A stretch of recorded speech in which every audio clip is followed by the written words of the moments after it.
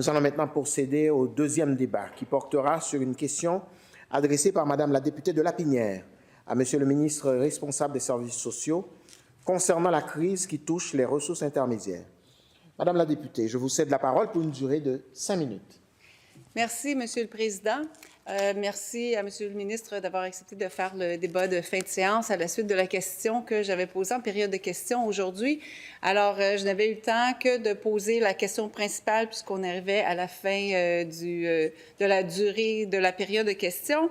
Et ce que j'avais demandé, en fait, dans ma question principale, je revenais sur le fait que l'année dernière, 2024, donc j'ai alerté plusieurs fois le ministre, soit en période de questions, en débat de fin de séance, à l'étude des crédits aussi, sur la question des ressources intermédiaires, le financement des ressources intermédiaires, parce que l'entente qui les régit part de 2020 à 2025, elle vient à échéance le 31 mars 2025. Alors, ça devient assez urgent de faire les négociations. J'ai été surprise, moi également, parce que le ministre s'est dit surpris que je pose cette question parce que il disait que les négociations étaient en cours. Pourtant, sur le terrain, l'Association des RI me reconfirmé que les négociations ne vont commencer qu'en avril, alors que les RI auraient bien voulu, à défaut d'ouvrir l'entente l'année passée, à défaut de répondre à leur cri d'alerte pour une aide d'urgence au moment du budget 2024-2025. Ils n'étaient même pas mentionnés dans le budget, ni dans le discours du budget, puis il n'y avait aucun sou de plus. Alors, à défaut d'avoir répondu à cela et d'avoir ouvert l'entente l'année dernière pour leur permettre de souffler un peu, ça aurait été bien de commencer les négociations à l'avance pour que, une fois le 31 mars 2025 arrivé, lorsque l'entente échue, que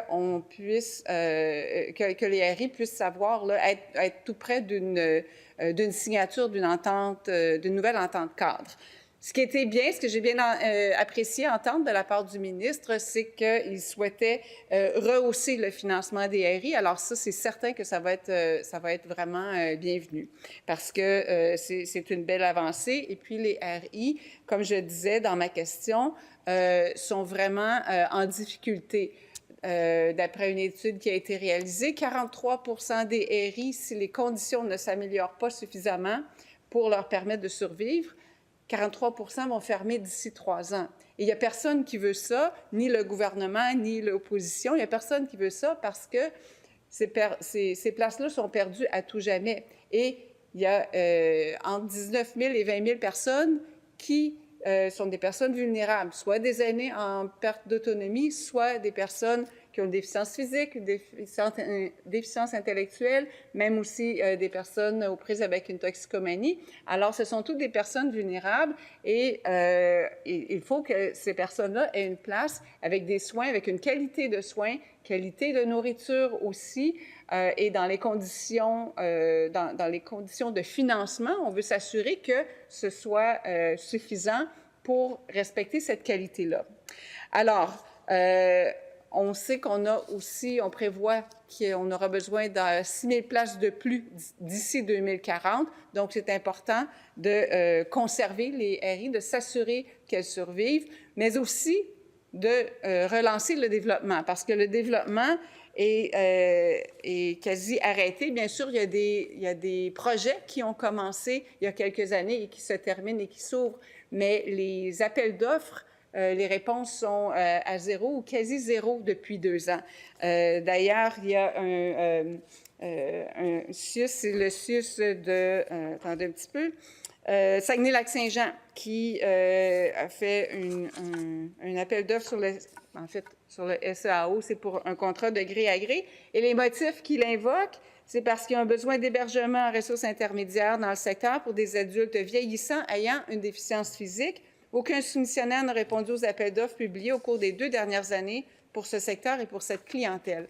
Alors, ça presse vraiment de faire de négocier une nouvelle entente.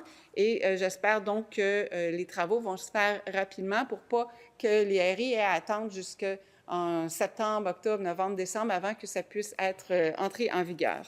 Alors, j'aimerais aussi, je pense que j'arrive au terme de mes 5 minutes, alors j'ai quelques autres points que je tenterai de résumer durant les 2 minutes de réplique. Merci. Merci, Madame la députée. Je cède maintenant la parole à Monsieur le ministre. Monsieur le ministre, vous disposez de 5 minutes. Merci beaucoup, Monsieur le Président. Je remercie la députée de Lapinière pour sa question, qui en effet, on n'a eu qu'un échange cet après-midi en Chambre. Puis, je tiens à réitérer d'entrée de jeu, et je sais qu'on partage cette opinion, l'importance des RI-RTF. C'est plus de 10 000 RI-RTF qu'on a au Québec, qui desservent plus de 40 000 usagers dans toutes les régions du Québec. Puis ce qui est important aussi pour moi de mentionner, c'est les différents sous-types de RI-RTF. Certains sont pour nos aînés, d'autres pour ceux qui ont des problèmes de santé mentale, les personnes en situation de handicap de tout genre, parfois même avec des troubles du comportement. Évidemment, celles qui sont là pour nos jeunes également. Donc, une grande diversité de ressources intermédiaires. Puis, ce qui est aussi important également, c'est que dans chacune de ces RI, on a des gens qui sont dévoués à la cause de nos plus vulnérables, qui montrent un dévouement dans les soins qui sont donnés à ces personnes-là. Et on veut continuer à travailler avec elles de très près. Effectivement, ouvrir une RI-RTF, c'est vraiment une preuve d'engagement et de ce dévouement-là. Et je dois l'avouer, que Madame la députée de Lapinière a mentionné, ces dernières années, c'était plus difficile. Plus difficile pour différentes raisons. Et ce qu'on a décidé de faire avec les regroupements des ressources intermédiaires, c'était vraiment de mettre la table aux négociations. Puis je comprends le point qu'elle souligne ou l'éclaircissement qu'elle donne. Oui, les négociations n'ont pas débuté officiellement avec le Trésor, mais ce qu'on a travaillé dans la dernière année, puis je la remercie pour ces drapeaux qu'elle a levés, c'est vraiment de mettre la table pour que le ministère de la Santé et des Services sociaux, notre comité de négociation, rencontre régulièrement les différents groupes de RI-RTF et qu'ils alignent les choses pour que, quand la négociation va commencer, les choses puissent aller de bon train. Puis, premièrement, je pense que la première chose qu'ils nous ont demandé, c'était vraiment de rassembler à la même table la composante des changements cliniques qui devaient être apportés dans les ententes entre les RI-RTF et le volet financier. Et ça, on a regroupé sous la responsabilité d'une seule personne ces différents volets-là. Et tout le monde autour de la table discutait des points entre les RI et le ministère pour faire avancer les débats de façon coordonnée, Monsieur le Président.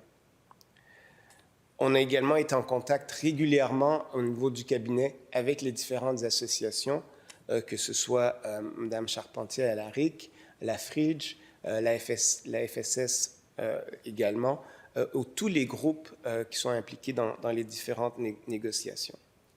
Puis la première chose qu'on a voulu faire aussi, c'est de revoir le cadre de référence. Celui-ci n'avait pas été modifié depuis 2014 et c'est la base de plusieurs irritants que nous ont mentionnés les différentes associations. Et nous, on a travaillé sur l'harmonisation de son application et le dénouement de ces différents irritants, Monsieur le Président. Un autre point qui a été mentionné, c'est l'instrument de classification qui est en lien avec, évidemment, le financement des différentes ressources. Nous, ce qu'on veut, c'est simplifier les choses, s'assurer qu'il y ait le moins de bureaucratie possible dans les attributions des sommes et également s'assurer qu'on représente bien les différentes sous-groupes qui utilisent les services de nos RI-RTF. Donc, on a travaillé beaucoup là-dessus avec les différents groupes. Finalement, Monsieur le Président, je vous dirais qu'on a une excellente relation actuellement avec les différentes associations. On s'est assuré que le dossier avance et qu'il soit mûr pour la phase finale qui va être celle des négociations. Et tout comme la députée de Lapinière, j'espère que les choses vont aller rondement une fois que l'entente va être terminée et qu'on va pouvoir continuer à travailler ensemble pour s'assurer que tout le monde trouve une place dans les RIRTF à travers le Québec, parce qu'ils jouent un rôle clé et essentiel dans la trajectoire de services qu'on offre en hébergement pour nos populations vulnérables, que ce soit les petits RTF pour nos jeunes ou pour nos personnes avec des problèmes de santé mentale, nos RI pour nos aînés et pour les jeunes, ou encore les plus grands centres pour d'autres populations. Merci, Monsieur le ministre. Madame la députée, je vous cède la parole pour votre réplique de 2 minutes. Merci, Monsieur le Président. Alors, le ministre nous a parlé des RI et des RTF. Moi, je parlais uniquement des RI. Les RTF, on aura d'autres occasions d'y revenir. Je voulais souligner le fait qu'une petite RI, le Boisé-sur-Mer de Pointe-le-Bel, a annoncé le 14 janvier dernier qu'elle fermait ses portes. Heureusement pour les personnes qui habitaient dans cette RI, elles seront relocalisées dans une autre RI appartenant au même propriétaire, à Bécomo, sauf que les places qui existaient à Pointe-le-Bel sont perdues à tout jamais. Et ça, c'est exactement ce qu'on veut éviter. On ne veut pas une cascade de fermetures dans les RI parce qu'on en a trop besoin. Et je tiens à citer le propriétaire de Le Boisé-sur-Mer qui disait que quand il a commencé dans le domaine, je croyais énormément à la décentralisation et à être capable d'offrir les services dans de petites régions ou dans les régions en périphérie. Les ententes qu'on a actuellement avec le gouvernement ne sont pas vraiment à la hauteur de ce que nous avions en 2016. Nos ententes n'ont pas suivi le coût de la vie. Alors, ce que je demande au ministre, c'est de suivre les négociations, de peser de tout son poids, d'exercer toute l'influence qu'il peut avoir au sein pendant les négociations, à la table du Conseil des ministres aussi, pour que l'entente qui sortira des négociations soit une entente qui permette au RI de vivre et qui permette de relancer le développement des RI.